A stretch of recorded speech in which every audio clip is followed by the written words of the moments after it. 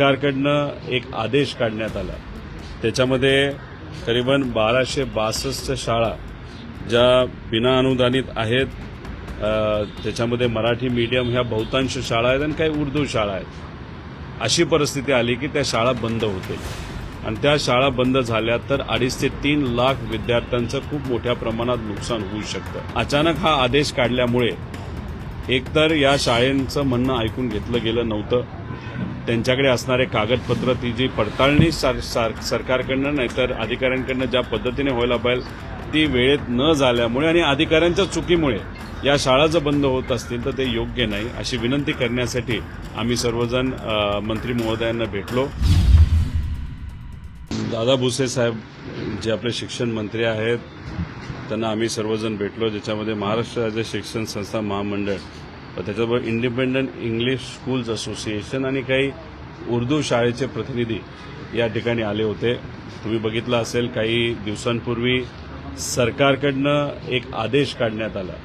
त्याच्यामध्ये करीबन 1262 शाळा ज्या बिना अनुदानित आहेत, त्याच्यामध्ये मराठी मीडियम ह्या बहुतांश शाळा आहेत आणि काही उर्दू शाळा आहेत। अशी परिस्थिती आली की त्या शाळा बंद होतील आणि त्या शाळा बंद झाल्या तर 2.5 ते 3 लाख विद्यार्थ्यांचं खूप मोठ्या प्रमाणात नुकसान होऊ शकतं। याच्यामध्ये झालं असं आहे की या सर्व शाळा नाही तर बहुतांश शाळेचे प्रस्ताव हे विविध लेव्हलला अधिकाऱ्यांकडे प्रलंबित आहेत आणि मग अचानक हा आदेश काढल्यामुळे एकतर या शाळांचं म्हणणं ऐकून घेतलं गेलं नव्हतं, त्यांच्याकडे असणारे कागदपत्र ती जी पडताळणी सरकारकडनं नाहीतर अधिकाऱ्यांकडनं ज्या पद्धतीने व्हायला पाहिजे ती वेळेत न झाल्यामुळे आणि अधिकाऱ्यांच्या चुकीमुळे या शाळा जर बंद होत असतील तर ते योग्य नाही, अशी विनंती करण्यासाठी आम्ही सर्वजण मंत्री महोदयांना भेटलो। त्यांनी बराच वेळ दिला, सगळ्या गोष्टी ऐकून घेतल्या, त्रुटी काय आहेत ह्या सुद्धा त्यांना त्या ठिकाणी समजलेल्या आहेत। त्यामुळे 28 एप्रिलला त्यांनी बैठक ही सेक्रेटरी साहेबांच्या उपस्थितीमध्ये त्या ठिकाणी लावलेली आहे आणि ती बैठक होईल आणि योग्य असा तोडगा निघेल आणि या शाळा आणि विद्यार्थी हे या विषयातून वाचतील असं आम्हा सगळ्यांना त्या ठिकाणी वाटतं। त्याच्याचबरोबर 11, 15, 22 एप्रिलला रोजी शाळांची पडताळणी जी सुरू झालेली आहे त्याच्यामध्ये सुद्धा थोडीशी गफलत झालेली आहे। ज्या 100% अनुदानित शाळा असतात त्यांची एक विशिष्ट परीक्षा या काळामध्ये घेतली जाते, पण जे पूर्णपणे अनुदानित नाही आणि बिना अनुदानित आहेत हे याच्या आधीच परीक्षा त्या ठिकाणी घेत असतात। त्यामुळे जर आत्ता पडताळणी करायला गेलं तर परीक्षा आधी झाली असेल तर आत्ता विद्यार्थी त्या ठिकाणी नसणार। त्यामुळे अशा काही प्रॅक्टिकल अडचणी या इथं मंत्री महोदयांना सांगितलं या सगळ्या विषयाच्या बाबतीत आणि RTE जे प्रलंबित काही मोठा निधी आहे या राज्य सरकारचा त्याचे पण काही प्रतिनिधित्व शाळेचे आले होते। या सगळ्यांचं मिळून आम्ही मंत्री महोदयांना वेळ दिला, मंत्र्यांनी मनापासून या सगळ्या गोष्टी ऐकल्या, त्यांचा सुद्धा हेतू दिसतोय की या अडचणी सुटल्या पाहिजेत। त्यामुळे 28 तारखेला या बैठकीमध्ये जी मंत्री महोदयांनी लावलेली बैठक आहे त्या बैठकीत काय होतं हे आपल्या सर्वांना बघावं लागेल आणि ती बैठक जर सकारात्मक दुर्दैवाने त्या ठिकाणी झाली नाही, कारण का मंत्री महोदय एकटे निर्णय घेत नसतात, त्यांना फायनान्स डिपार्टमेंटचा सपोर्ट लागतो, त्यांना इतरही विभागाचा सपोर्ट लागतो आणि ती जर बैठक योग्य दिशेने गेली नाही तर मराठी मुलांचं शिक्षकांचं खूप मोठ्या प्रमाणात नुकसान होईल आणि त्यानंतर मग परिस्थिती हाताबाहेर जाऊ शकते असं आम्हाला सगळ्यांना वाटतं। शाळेकडून आहे ते पुस्तकं खरेदी करण्यासाठी आहे तो तक्ता लावला जातो, कारण की शाळा आवाज सव्वा आहे तो दर लावताना पाहायला मिळतात। काही प्रायव्हेट ज्या शाळा आहेत ते नक्कीच नफेखोरी करतात याचा अंदाज हा आपल्या सर्वांना आहे, मंत्री महोदयांना सुद्धा आहे। अशा पद्धतीने काही शाळा जर कंपल्सरी पुस्तक खरेदी करण्यासाठी लावत असतील तर ते योग्य नाही आणि जर लावत असतील आणि माफक दरात असेल तर काही हरकत नाही, पण उगाचच वाढीव दरामध्ये तिथं धंदा केल्यासारखं जर शाळा वागत असेल हे योग्य नाही। त्यामुळे त्याच्यावर काही आपल्याला कंट्रोल करता येईल का हे तिथं बघितलं पाहिजे। जे पालक समिती असतात त्या केल्या जातात पण त्यांना तेवढी ताकद त्या ठिकाणी नसते, त्यामुळे त्या समितींना सुद्धा ऑफिशियली आपल्याला ताकद देता येईल का याचा विचार सरकारकडनं सकारात्मक दृष्टिकोनातून त्या ठिकाणी झाला पाहिजे आणि RTE मध्ये गरिबाची मुलं ही कुठेतरी चांगल्या शाळेमध्ये जावी हा हेतू खरा तर होता, पण असं जाणवतंय जसं काही पिक्चरमध्ये दाखवलं आहे की ज्यांची परिस्थिती बरी आहे यांचीच मुलं वेगळ्या पद्धतीने RTEचा फायदा त्या ठिकाणी घेत आहेत। हे सुद्धा निदर्शनास येत आहे. त्यामुळे त्याच्यामध्ये सुद्धा शाळांना विश्वासात घेऊन गरिबाच्या मुलामुलींना चांगलं शिक्षण मिळालं पाहिजे आणि आरटीईचा लाभ त्यांना मिळाला पाहिजे या हेतूतून सुद्धा योग्य असं धोरण येत्या काळामध्ये आणलं पाहिजे. या सगळ्या संदर्भामध्ये आहे ते मंत्री महोदयांना काही सांगितलंय का? कारण की अशा पद्धतीने आवाजे संवाद दर आहेत ते सुरू झाले. कारण की आता शाळा संपली, नवीन वर्ष सुरू होईल एका दिवसामध्ये. आता ही खरेदी विक्री सुरू मोठ्या प्रमाणात. इंग्लिश मीडियमचे प्रतिनिधी या ठिकाणी आले होते. इंडिपेंडंट इंग्लिश स्कूल असोसिएशनचे प्रतिनिधी इथं आले होते. त्यांनी हा मुद्दा काही शाळा असं करतात आणि काही शाळा असं करत असल्यामुळे सगळ्याच शाळेकडे बघत असताना चुकीच्या दृष्टिकोनातून त्या ठिकाणी बघितलं जातं. त्यामुळे 28 तारखेला या असोसिएशनला सुद्धा तिथं बोलवलेलं आहे.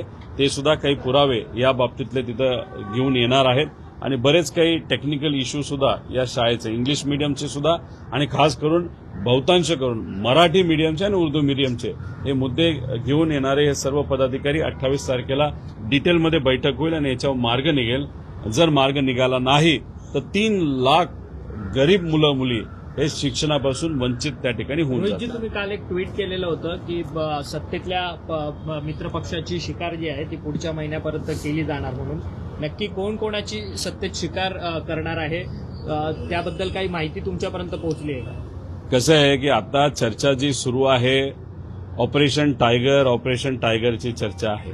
म्हणजे त्याचा अर्थ की जो पक्ष सत्तेत नाही त्या पक्षातले जे खासदार असतील नाही तर आमदार असतील हे सत्तेतला एखादा पक्ष त्या आमदारांना फोडलं जाईल नाही तर खासदारांना फोडलं जाईल अशी चर्चा आहे. पण ही चर्चा फक्त चर्चाच आहे असं मला तरी त्या ठिकाणी वाटतं. खरं तर आपण बघितलं तर खरात प्रकरण तर चुकीचं होतंच. त्या खरात प्रकरण हे समोर आलं ही चांगली गोष्ट झाली. त्याच्यावर कारवाई सुद्धा त्या ठिकाणी झाली पाहिजे. पण ती कारवाई होत असताना त्याच्यामागचा हेतू काय होता? कारण का आज जी चर्चा केली जाते की सत्तेत असणाऱ्या एका मित्रपक्षाला अडचणीत आणण्यासाठी त्या ठिकाणी तिथं कारवाई केली गेली. आता कारवाई केली गेली एका पक्षाला डोक्यात ठेवून, पण कोलॅटरल डॅमेज दुसरा सुद्धा पक्ष त्या ठिकाणी झाला. त्यामुळे 2 पक्ष त्यामुळे अडचणीत आले. आता राजकीय हेतूतून ही कारवाई केली आणि फक्त राजकीय फायदा घेण्यासाठीच ही कारवाईचा उपयोग केला जाईल का खऱ्या अर्थाने खऱ्या त्या ठिकाणी कारवाई करून अशा घटना पुढे घडणार नाही हे बघितलं जाईल. हे आपल्याला बघावं लागेल. पण एक गोष्ट मात्र खरी आहे की पुढच्या महिन्याच्या अखेरपर्यंत जे काय आम्हाला कळालेलं आहे मित्रपक्ष असणारा एक लहानसा पक्ष त्याच्यावर एक सत्तेत असणारा मोठा पक्ष हा नक्कीच त्या ठिकाणी त्याची शिकार केली जाईल असं आम्हाला त्या ठिकाणी कळत आहे. त्याच्यामध्ये आज मित्र असणारा पक्ष उद्या जाऊन काय त्याचं होईल हे येत्या काळामध्येच त्या ठिकाणी आपल्याला कळेल. पण ह्या ज्या कुरबुड्या आहेत ह्या मोठ्या प्रमाणात या महिन्यात आणि पुढच्या महिन्यात सत्तेतल्या मित्रपक्षांवर केल्या जातील असं आम्हाला कळालेलं आहे. स्पेसिफिक एकनाथ शिंदेचे कॉल रेकॉर्ड म्हणजे सीडीआर असतील किंवा सुनील तटकरेंचे सीडीआर, रुपाली चाकणकरांचे सीडीआर या सगळ्या माहित्या एका पाठोपाठ एक बाहेर येतात आहेत. खरं तर भाजपकडनंच हा सगळा प्रयोग केला जातोय का असं वाटतंय?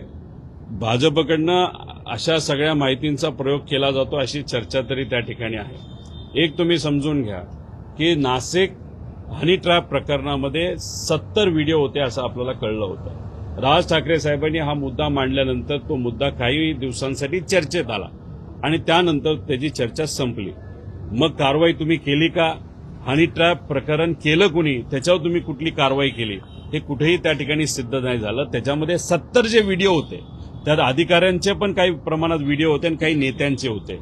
मग त्या व्हिडिओचा वापर करून त्या अधिकाऱ्यांना तुम्ही कुठेतरी दबाव आणताय आणि त्यांच्याकडनं सत्तेतले काही लोकांची कामं करून घेताय का? काही राजकीय पण कामं असतील ज्याच्यामध्ये विरोधकांचं कुठेतरी अडचण आणायची असेल वगैरे. आणि जे नेत्यांचे व्हिडिओ होते त्यांना सुद्धा तो व्हिडिओ दाखवून गप्प केलंय अशी सुद्धा त्या ठिकाणी चर्चा आहे. आता इथं खरात प्रकरणामध्ये सुद्धा जे काही व्हिडिओ आज आपण सर्वजण बघू शकतो एक तर ते आले कसे लोकांपर्यंत हा खूप मोठा प्रश्न आहे. पण मग येत असणारे व्हिडिओ जर आपण बघितले तर सामान्य लोकांचे नाहीतर काही ठराविक अराजकीय लोकांचे व्हिडिओ बाहेर त्या ठिकाणी येतात. पण आम्हाला जे कळालंय की राजकीय लोकांचे सुद्धा व्हिडिओ आहेत आणि खास करून काळी जादू करणाऱ्याचे व्हिडिओ त्याच्यामध्ये आहेत ते मात्र त्या ठिकाणी बाहेर येत नाही. त्यामुळे व्हिडिओचं फक्त राजकारण केलं जातंय, दबाव तंत्र आणलं जातंय, ब्लॅकमेल केलं जातंय असं आम्हाला त्या ठिकाणी आता तरी वाटतंय. प्रतिभा